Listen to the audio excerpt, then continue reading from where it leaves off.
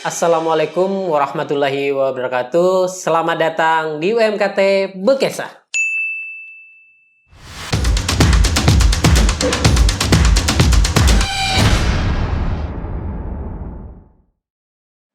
Kita bertemu di UMKT Bekisa.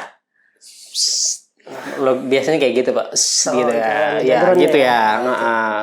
Alhamdulillah hari ini kita bersama dengan Pak Muhammad Ali Hasim Asari, SPMAGB.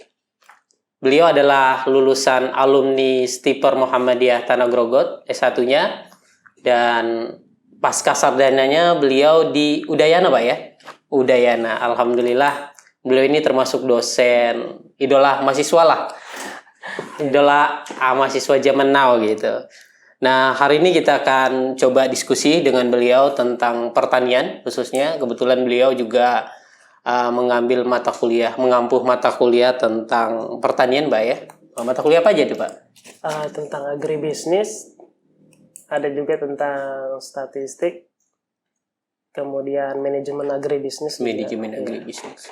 Oke, kalau kita berbicara pertanian secara luas, pengertian pertanian secara luas itu apa sih, Pak? Kita langsung materi. Oh ya, biar nggak apa-apa, santai Pak. Langsung aja Pak. Oke. Baik, selamat apa ya? Selamat pagi ya. Selamat pagi semuanya, para pendengar dan siapapun yang melihat acara ini, yaitu acara apa tadi? UMKT Bekesa.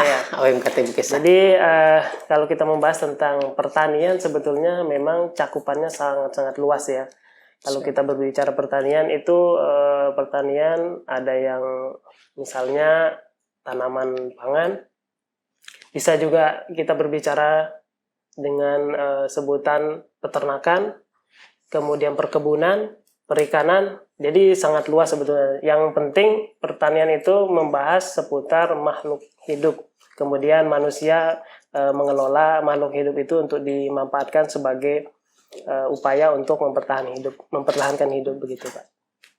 Itu ya pertanian. Skala luas ya. Kalau berbicara pertanian skala sempitnya itu, Pak? Kalau kita sudah berbicara skala sempit, berarti kita akan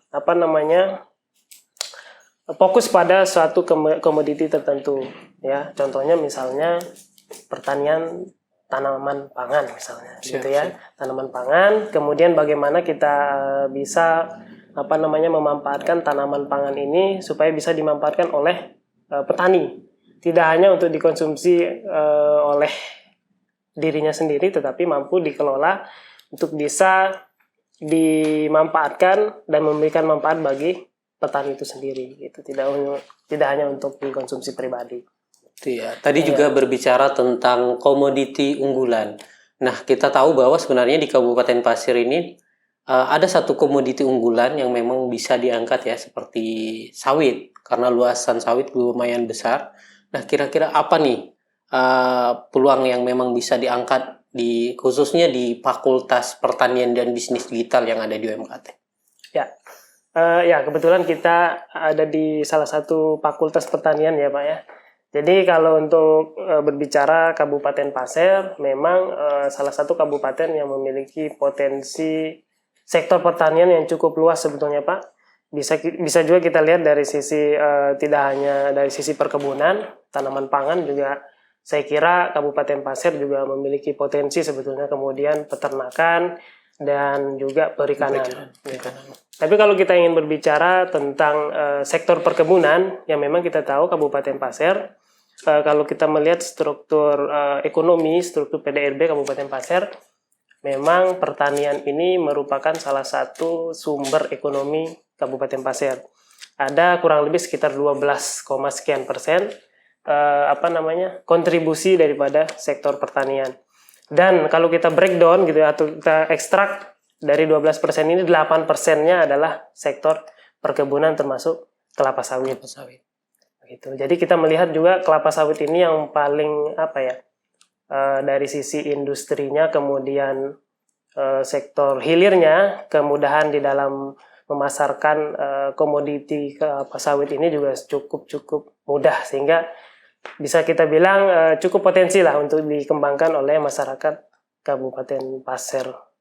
Itu Pak ya. Artinya memang ada potensi komoditi unggulan yang memang bisa diangkat itu ya. Betul, betul. Apalagi kita dari pertanian gitu ya, ada pertanian. Iya.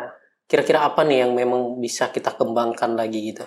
Ya, kalau kita membahas tentang kembali ke perkebunan tadi Pak ya, kelapa sawit tadi, sebenarnya kelapa sawit ini kan sekarang masih belum begitu dimanfaatkan dengan baik sebetulnya, karena kita melihat misalnya Kabupaten Pasir ini kan kebanyakan hanya menjual CPO ya, mungkin bisa dibilang seperti CPO, belum menyentuh kepada industrialisasi yang lain, misalnya turunan daripada CPO itu sendiri. Jadi masih banyak yang perlu dimanfaatkan sebetulnya, yang memiliki nilai tambah lebih daripada sekedar CPO. Kita contohkan juga limbah daripada kelapa sawit ini juga sebetulnya memiliki nilai ekonomis yang tinggi. Ya, misalnya kita bisa memanfaatkan untuk pupuk, kemudian cangkangnya itu bisa juga. Kalau cangkang itu kalau tidak salah menurut riset itu bisa juga dia seperti batu bara Pak. Jadi bisa untuk betul. Fungsinya kurang lebih sama dengan batu bara. Jadi ada banyak sekali elemen-elemen di dalam kelapa sawit itu sebetulnya kalau kita ingin memanfaatkannya itu bisa dikembangkan dengan baik oleh masyarakat. Tambah lagi kita melihat sekarang ada replanting ya. Kemudian pohon-pohon kelapa sawit ditebang begitu ya. Nah itu juga harusnya bisa dimanfaatkan sebetulnya, limbah-limbah batang sawit, kemudian daun dan lain sebagainya itu bisa dimanfaatkan untuk memberikan pemasukan atau nilai tambah lah buat masyarakat, tidak hanya melihat dari sisi buahnya saja tadi gitu. Oke, kalau kita berbicara tentang sawit pastinya ya kita butuh riset-riset lagi yang mendalam ya. Betul. Contoh seperti tadi batang-batangnya itu kan, itu pernah pernah meriset tentang itu, apa sih manfaat dari hasil batang dari kelapa sawit itu?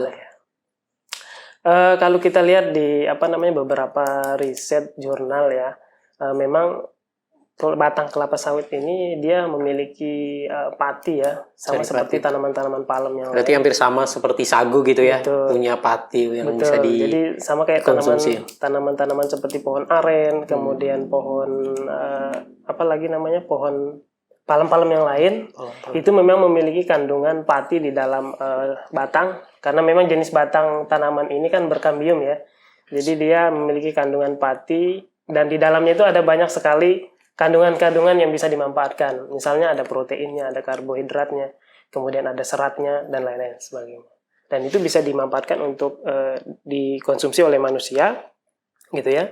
Untuk diversifikasi pangan misalnya, kalau kita ingin hubungkan dengan tanaman pangan, bisa juga untuk dimanfaatkan kepada misalnya untuk pakan-pakan alternatif, misalnya untuk pakan ternak. Betul, ternak dan lain sebagainya itu bisa. Oke,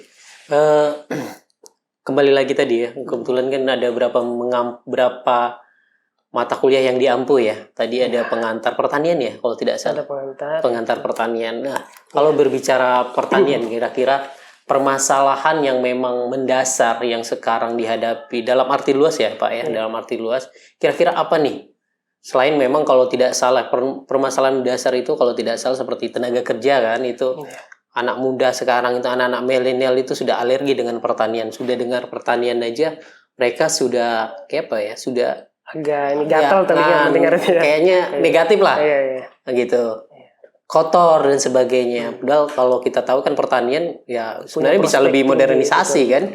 Bisa lebih, mungkin bisa dijelaskan Pak. Kalau berbicara tentang apa sih masalah yang terjadi, memang setiap setiap masa atau setiap zamannya itu pasti memiliki masalah ya, khususnya di bidang pertanian. Termasuk di zaman kita yang sekarang ini, yang dikenal sebagai zaman istilahnya sekarang zaman 5.0 gitu ya Pak ya. Ya. Jadi di zaman revolusi society 5.0 ini memang sangat kompleks masalahnya, terutama masalah sektor pertanian ini.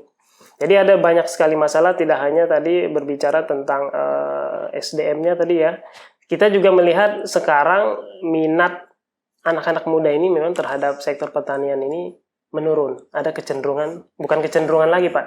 Hampir tiap riset Ya, kayaknya, hampir tiap mengalami riset itu penurunan. pasti memang. Nah, ditambah lagi dengan kalau kita lihat data di statistik itu jumlah petani kita khususnya di Kabupaten Pasir ini mengalami penurunan Pak. Kemudian ditambah lagi dengan lahan-lahan yang juga mengalami penurunan. Alih fungsi ya. Iya, mungkin bukan masalah anunya sebetulnya penurunannya, tapi banyak petani yang sudah berpindah profesi karena mungkin tidak kuat lagi untuk mengelola lahannya, sehingga lahan yang tadinya lahan pertanian akhirnya menjadi lahan tumbuhan semak-semak gitu ya, kemudian kembali lagi kepada lahan yang tidur gitu ya. Gitu. Itu beberapa masalah Pak, tidak hanya masalah SDM tadi. Oke. Kebetulan Bapak kan ngajar nih di Fakultas Pertanian dan Bisnis Digital. Apa nih solusi-solusinya yang memang diangkat untuk mengatasi permasalahan ini? Karena memang melihat dari visi misi universitas sendiri kan, itu kan arahnya ke sana tuh, permasalahan sosial. Tadi kan sudah ada berapa nih dijelaskan tentang permasalahan sosial yang memang dengan hadirnya UMKT Tanah Grogot ini bisa membantu menyelesaikan permasalahan-permasalahan itu. Mungkin bisa dijelaskan, Pak. Baik, memang di kampus kita di UMKT khususnya di Kalimantan Timur ya, dan kemudian di Fakultas Pertanian dan Bisnis Digital juga kami diarahkan visi misi daripada fakultas itu bagaimana kami memanfaatkan teknologi informasi ini untuk bisa, karena tadi sektor pertanian ini kan kalau tadi Bapak bilang kurang menarik gitu ya, kotor dan lain sebagainya, sehingga anak muda ini juga tidak begitu tertarik untuk terjun di sektor pertanian. Nah, jadi kami di fakultas ini ingin mencoba memadukan antara teknologi informasi ini ke dalam sektor pertanian tadi. Sehingga apa? Tujuannya adalah supaya kalau kita istilahkan mengupgrade lagi lah sektor pertanian ini supaya lebih menarik di mata anak-anak muda. Nah, yang tadinya anak-anak muda ini misalnya nganggur, kemudian tidak ada kegiatan. Ini kan masalah sosial ya Pak, pengangguran banyak kemudian ya. Dan mungkin banyak yang tidak suka masuk di perguruan tinggi pertanian misalnya. Nah, dengan adanya teknologi informasi ini kita padukan dia dengan sektor pertanian, mungkin di situ akan sedikit lebih membranding pertanian itu sendiri, dan kemudian pertanian ini juga mungkin lebih akan produktivitasnya lebih tinggi lagi dengan adanya hadirnya teknologi informasi ini. Bisa juga dengan adanya teknologi informasi ini lebih efektif di dalam kita menggunakan, mungkin di saat kita menggunakan pupuk atau memberikan irigasi pada tanaman, itu mungkin jauh lebih efektif ketika kita menggunakan teknologi informasi sebagai alat gitu ya. Mungkin itu menurut saya. Keren ya Pak. Iya. Konsepnya keren. Konsepnya keren. Yang jelas apa nih yang implementasi yang sudah dilaksanakan di fakultas untuk menunjang itu? Untuk menunjang di perguruan tinggi ya. Khususnya di fakultas karena kita berbicara tentang Fakultas Pertanian dan Bisnis Digital. Jadi kalau di fakultas sekarang karena sudah mengacu pada konsep kurikulum yang terbaru di kementerian itu, yaitu berbasis OBE, itu outcome based education. Jadi tujuan substansinya adalah outcome gitu Pak. Jadi hasil berorientasi. Jadi ada hasilnya gitu. Bukan lagi capaian pembelajaran gitu, tapi memang ada outcome-nya. Dan salah satu tujuan kita adalah kan menghasilkan sarjana-sarjana pertanian ini yang memang nanti berorientasi pada misalnya mampu menciptakan peluang kerja, misalnya ketika dia sudah lulus gitu kan, menjadi pengusaha, termasuk tadi mempadukan sektor teknologi informasi itu untuk digunakan di dalam usaha pertanian. Dan kita juga sudah melakukan di kurikulum sudah banyak kita ubah ya supaya mengacu pada kurikulum tersebut, sehingga mata kuliah yang ada di perguruan tinggi ini semakin up to date lah dengan kondisi yang ada sekarang ini. Termasuk tadi masalah kelapa sawit misalnya, yang memang sebagai unggulan di Kabupaten Pasir itu ingin kita masukkan juga di dalam sistem pembelajaran. Berarti fakultasnya keren ya, keren.